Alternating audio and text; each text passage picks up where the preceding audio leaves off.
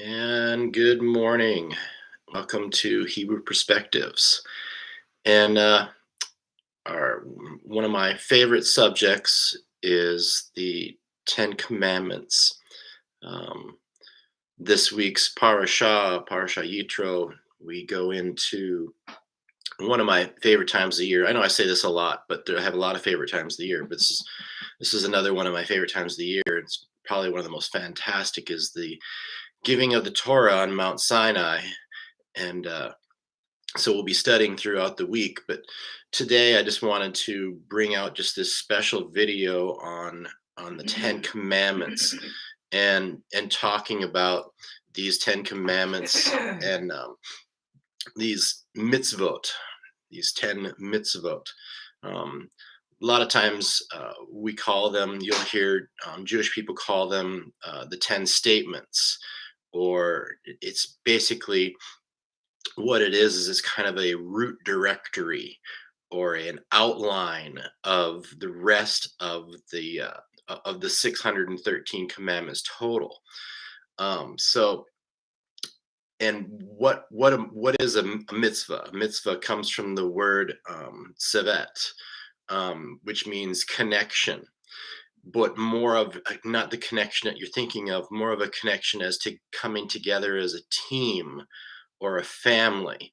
So, God is our Father, we are His children, and we're coming together with God, all of us as a family, connecting to our Father and doing His will. That's what the connection process is. Right. And so we're going to examine that more today. And it has to do with about our relationship with God and with other people. Right. And so you find this in Shemot chapter 20, in Exodus chapter 20, and the 10 Commandments. Uh, there's the first on the first tablet.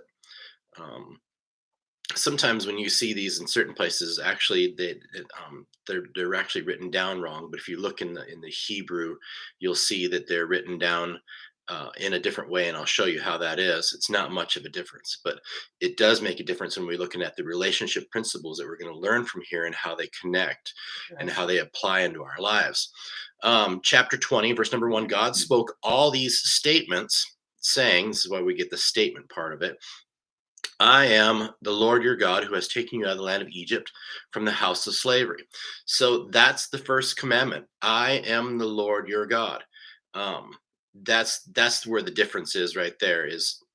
That's a commandment. It doesn't look like a commandment. So when a lot of interpreters interpreted to English in your Bibles that you read today, you'll notice that that's what happened, is that they see that as a statement and that's not a commandment, but that's a commandment. I am the Lord your God who has taken you out of the land of Egypt from the house of slavery. You shall not, and the second one is, here we go to the second one. You shall not recognize the gods of others in my presence. You shall not make yourself a carved image nor likeness of that which is in the heavens above or on the earth below or in the water beneath the earth. So you see here, as it's talking about this second one, this is all one inclusive. A lot of people take this, you shall not recognize other gods. That is a commandment, but then they take the next one and then they make that a commandment, and that's where things start getting a little bit different. But all of this next part that I'm reading is the second commandment. You shall not prostrate yourself to them nor worship them, for I am the Lord your God, a jealous God who visits the sin of fathers upon children to the generations to those who love me and to the third and fourth generations. I skipped a line, sorry about that. For my enemies, but who shows kindness for thousands of generations to those who love me and observe my commandments. Now, you notice that this second commandment is pretty lengthy, and it's gives a little bit of details, more of this kind of this into this outline as to what's going on here. And so you Right. have um, God's a jealous God. Right. So no idolatry. So the first one is I am the Lord your God. The second one is no idolatry. And I've talked about this before, but when God uses the word jealous, and this is the only way that he uses this word, is when you go after other gods, that's when that word comes out. Right.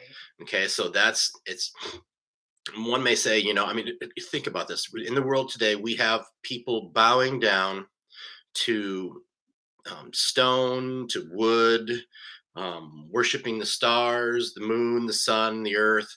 Now, on one instance, you know, bowing down to a piece of wood or a stone, that's just okay. That's just insane. All right, I'm just gonna say it. Yeah. It's just insane. Now, falling into worshiping the sun and the moon and the stars and things like that, you could kind of see that because God controls those things, and there are certain elements about it that um that come out that you could cause people to to worship those things because they see what the sun does they see what the rain does, they Right. see how the earth moves, so you Right. can see easily how these things happen. All right, so and that's where we get um now you've heard Jewish people say maybe at a wedding, you've heard them say mazel tov. Mazel tov. And what does mazel tov mean? You'll hear some people say, well, it means good luck, but it really doesn't. It because there really is we really don't believe in chance.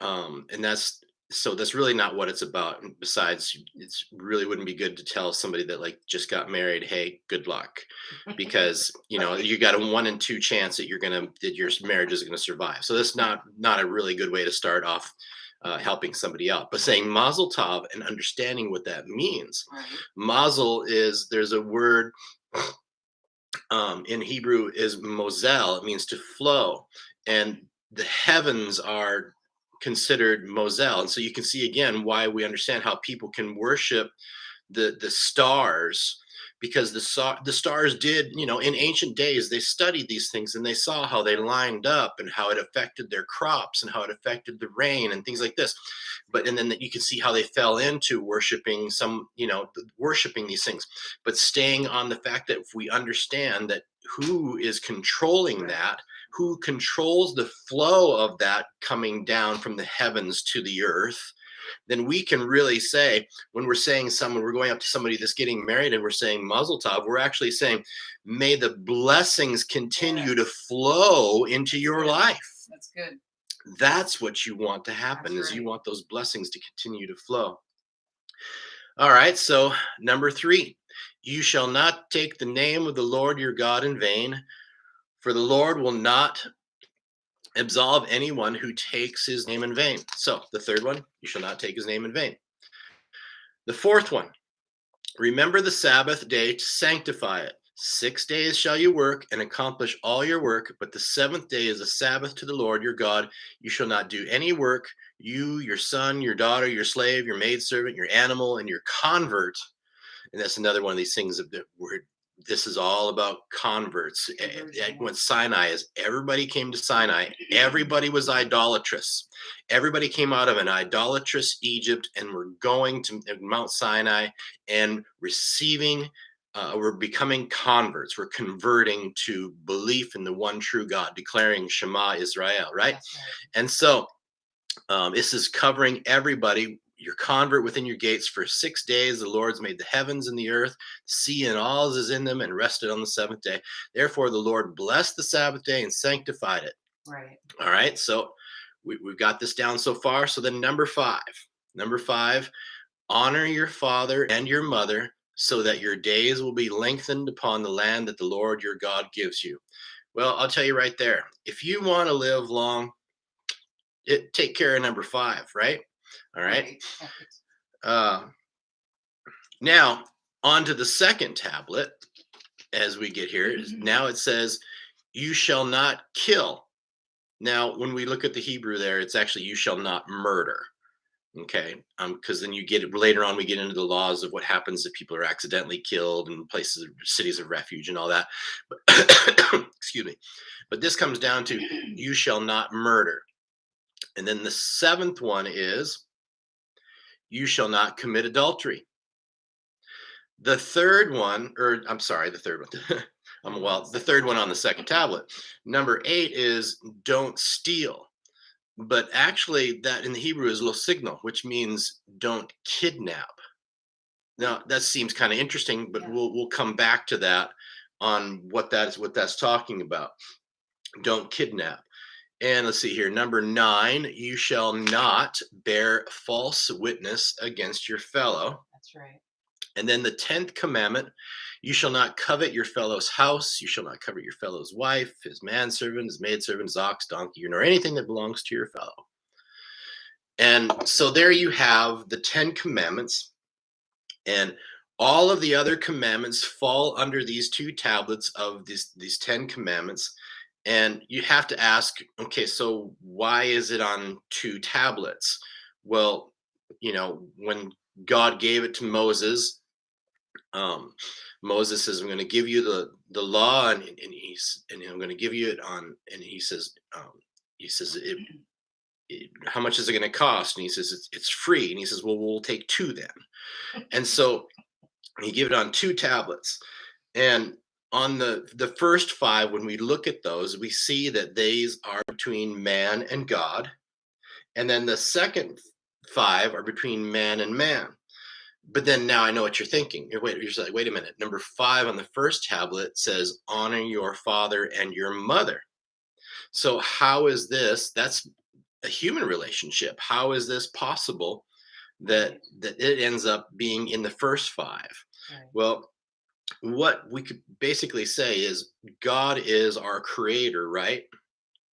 And then our parents are our human creators. Oh, So we wow. can actually say that the first 5 have to do with our creators and us, and Wow. the second 5 has to do with us and others, right? Good. Okay. That's good.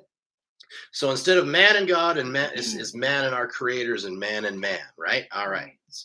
So we got that. So these come together, and they mesh.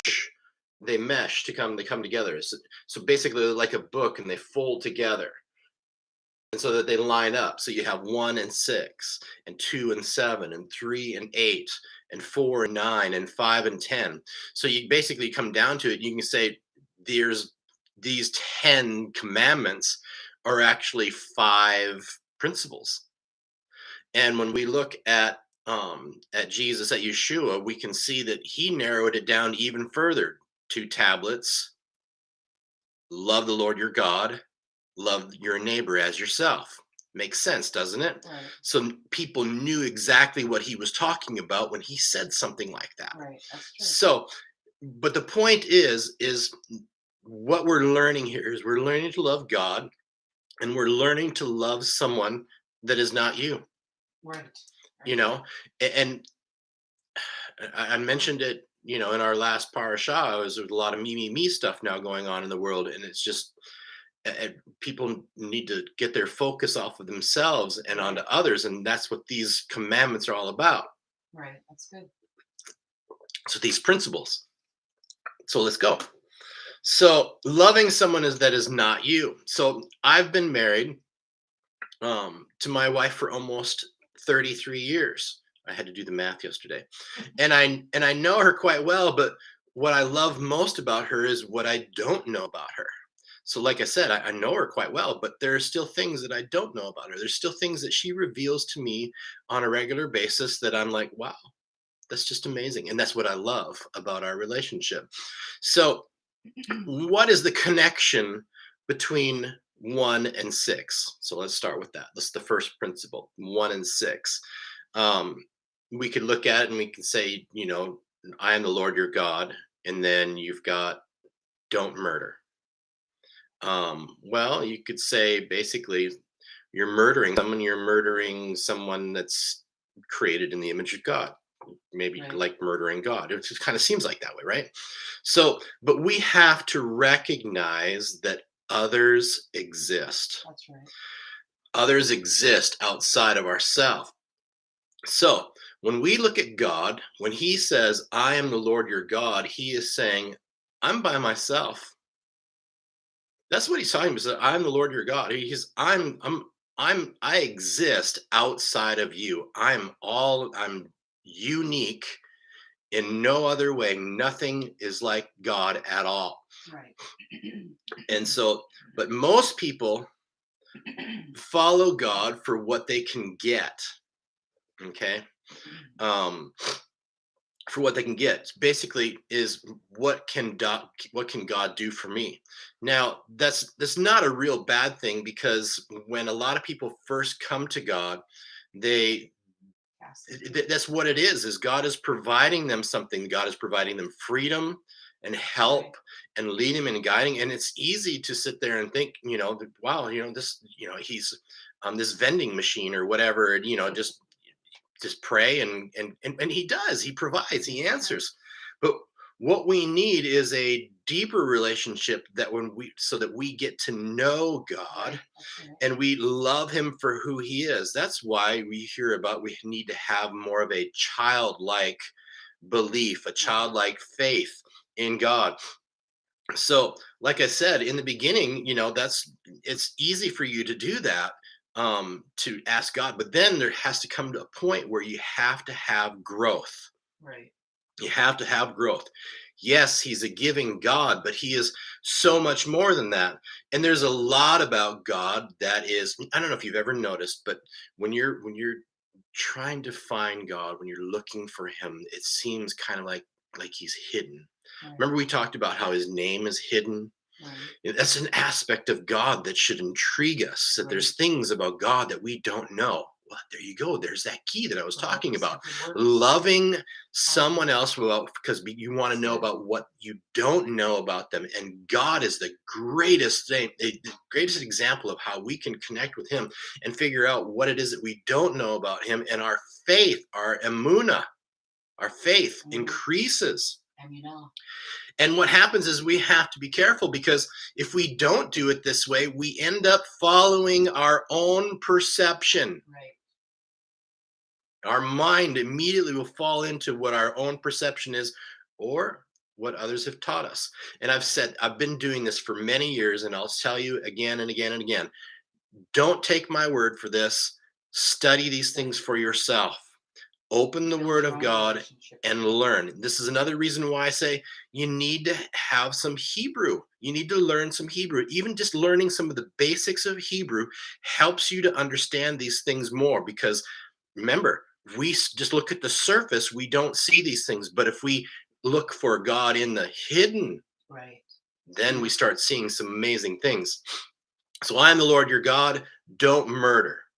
So when you murder somebody, you're basically saying you really don't exist.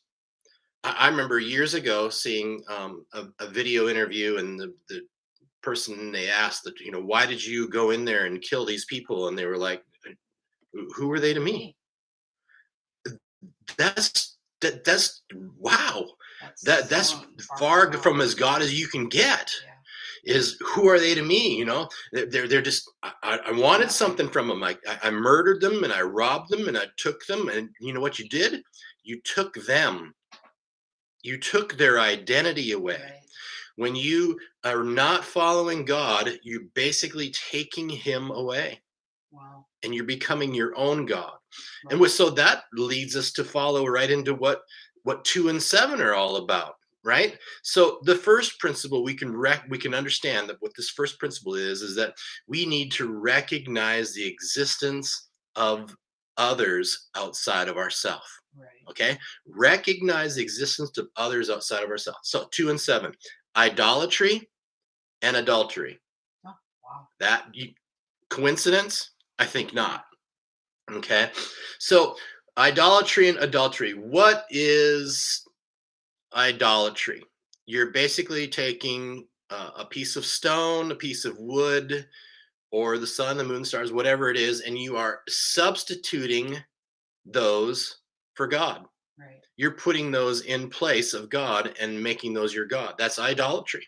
It's a substitution.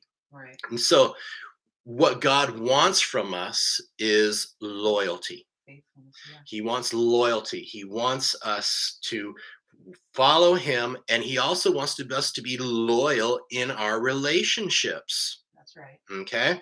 So, when we look at people, when we look at somebody else, and I've heard, you we all you ever say, somebody says you all look alike, whatever it is. But we're not much different from each other. We all have ears, eyes, nose, all arms, legs, all of this stuff. And but if you look at the physical part of us, um, it seems like you can look at it as something being replaceable, but we're not replaceable. That's right. God is definitely not That's replaceable. right. He, like I said, he's unique. So when you when you get involved in adultery, you are telling the other person that they are replaceable. Oh, that's sad. And it's just not good. Yeah. Loyalty says there's no way that I can exchange you for anything That's else right. Amen. or That's good. anyone else. That's what loyalty is all about. So you're not replaceable. You're looking at the very essence of the other, That's right.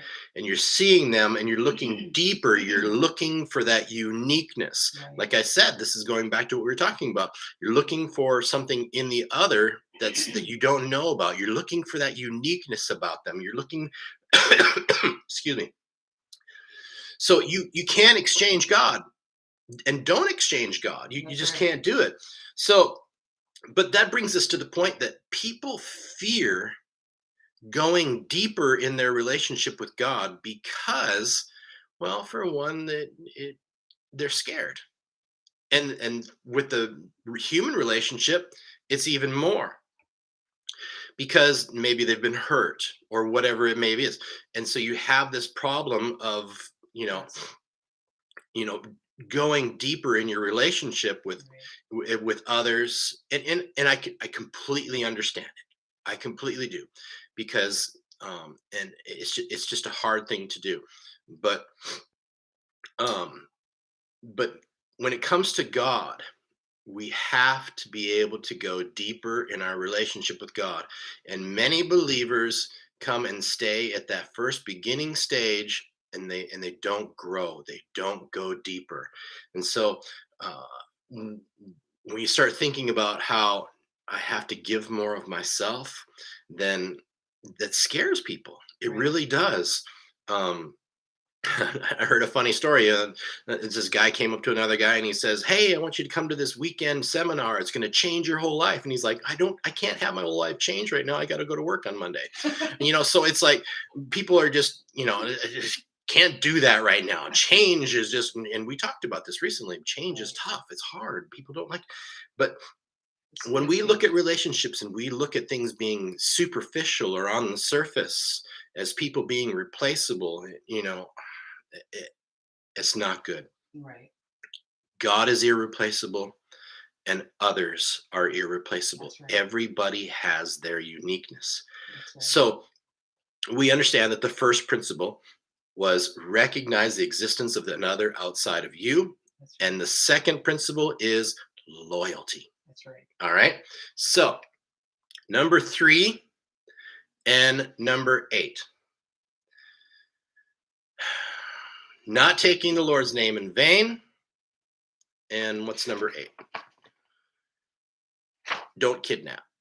I said to come back to that, right? So don't steal, but don't kidnap.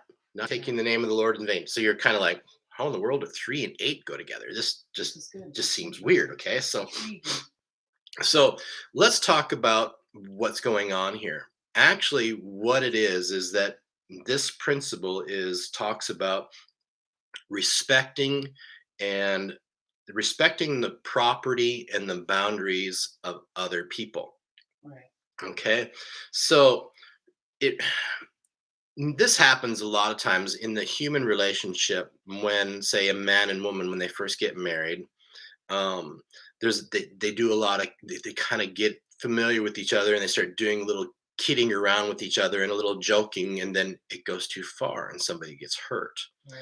And the same thing is happens when, when you were when you were growing up. Maybe you got your first friend, and then, and the next thing you know, there's familiarity. You're just kind of like, you feel safe enough to say, hey, you're stupid. But it's teenagers, kids. We did stuff like that. I remember doing stuff like that. It's just not the right thing to do. Mhm. But but it's what it is it's respecting the boundary of others. Mhm. So and that's where the phrase, familiarity breeds contempt comes from. So the process is what we're talking about here is preserving the relationship. So Right. that's what we're all about. We've got to take care of the relationship. So excuse me. So 3 and 8. So not taking the name of the Lord in vain. So basically we're respecting God's name. Right.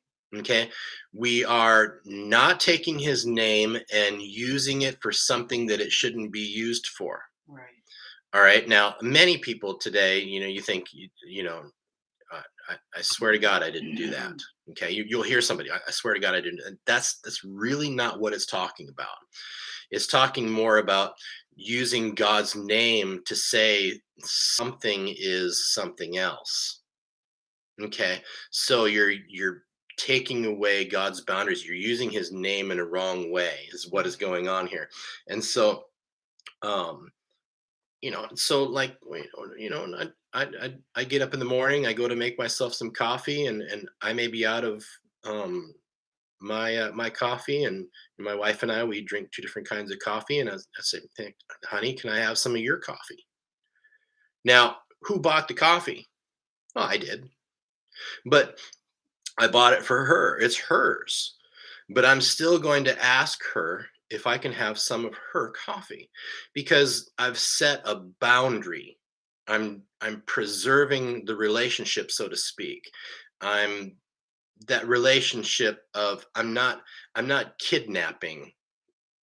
I'm not going past those boundaries of what her I'm trying to make sense here. And so Taking something that's not yours. I'm not going to take something that's not mine.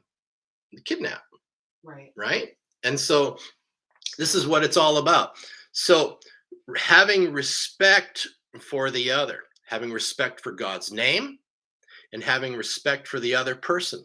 When you do this, you are telling that other person that they are special. Right. And that's what's important. Don't steal the body. Don't trample God's name. Respect his name. That's Right. what it's all about. So the third principle, so that the first principle, like we said, recognize the existence of of others outside of you, loyalty, and respect boundaries. All right. So now we come to 4 and 9. 4 and 9 is the Sabbath, and number 9 is don't bear false witness. Okay. So Interesting. what is excuse me. So what is the first thing that is done on the Sabbath? Laying down. Kiddush is done. Okay. And so, and what is Kiddush? Kiddush is a testimony.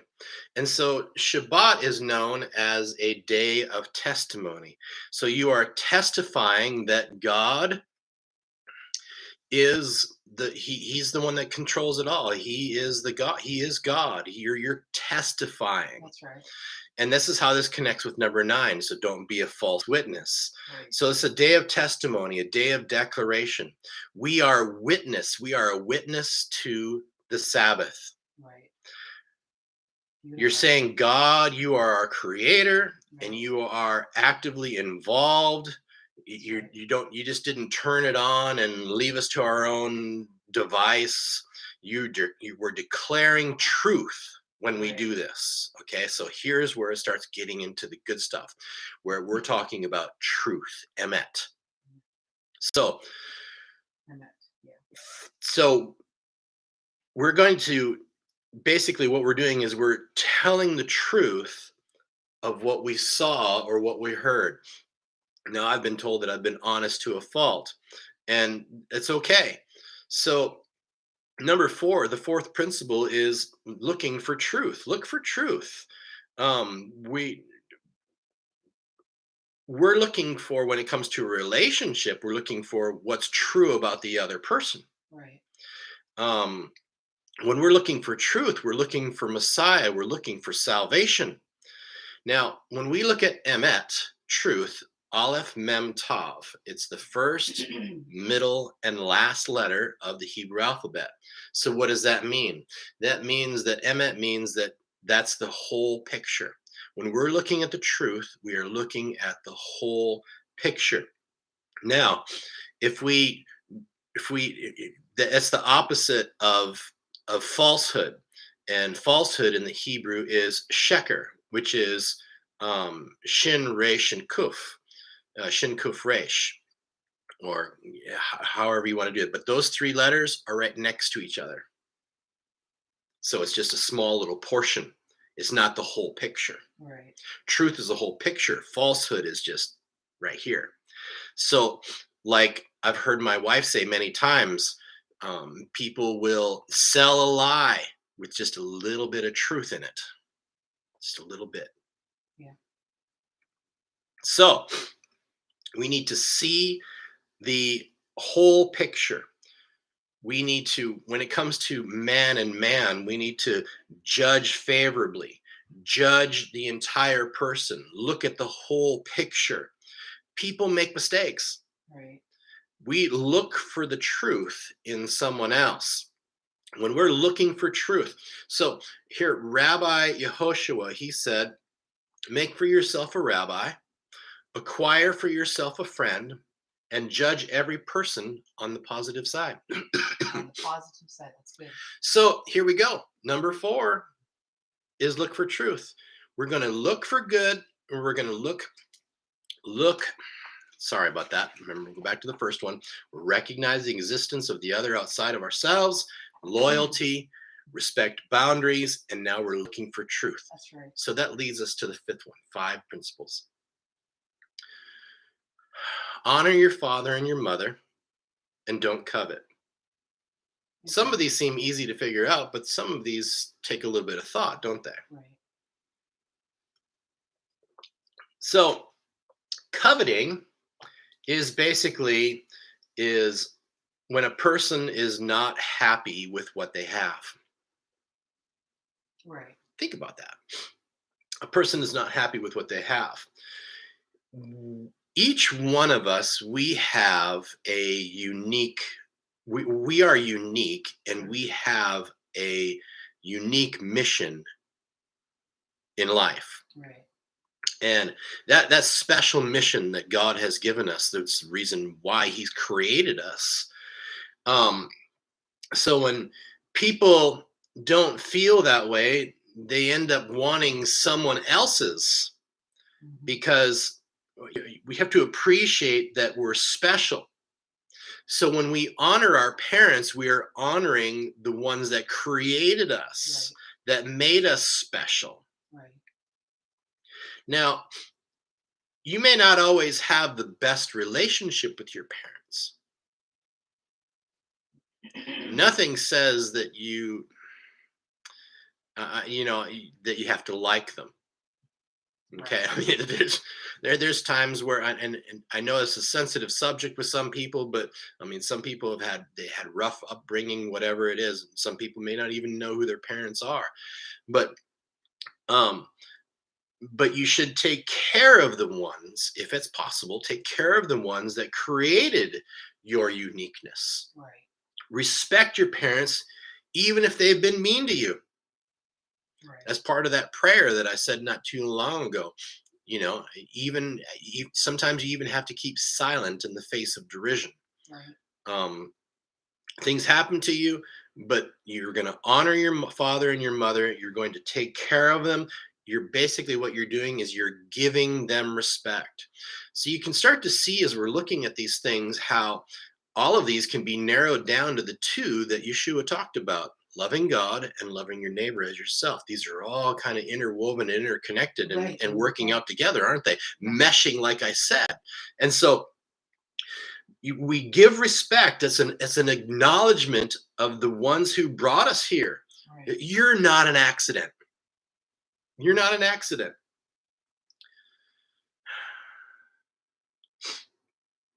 It makes us important. That's right. That's good. It makes us important. So the fifth one is self-respect. That's good. Now, I understand that some people, when they get to talking about loving yourself and respecting yourself and things like that, it almost sounds like humanistic. But when we look at it this way, we understand here that this is what this is all about. This is what these commandments are about. This is what these five principles, this is what these two basic principles, when it comes down to it, is if we have self-respect, if we're looking for truth, if we're respecting boundaries, if we're being loyal, if we're recognizing the existence of others outside of ourselves, Right. then we've got it. We're on our way. Right. And if we fall off that path, thank Get God back for on. teshuva. Yeah. We can say, Lord, bring us back. Show me your ways. Return me to your teachings. There has to be balance. You notice how that's God created things in balance. That's the five and the five together, these principles. Yeshua said, my yoke is easy and my burden is light. So when he narrowed it down to two principles, he was basically saying, now a yoke has to do with teaching. Okay, so he's basically saying, my teaching is light. Yes. It's easy. It's easy to understand. And I hope by what you watching this video, that you have a better understanding that God loves you and he wants to have a relationship with you. And that's what it comes down to. Right. I'm so glad that you joined us today, and I hope that you got a whole lot out of this. Remember to um, like these videos and share them, and make sure if you're watching this, subscribe, hit the little bell icon so that you can see ones in the future. Because like I said, we're hoping to do more and more of these, and I hope you enjoyed it. God bless.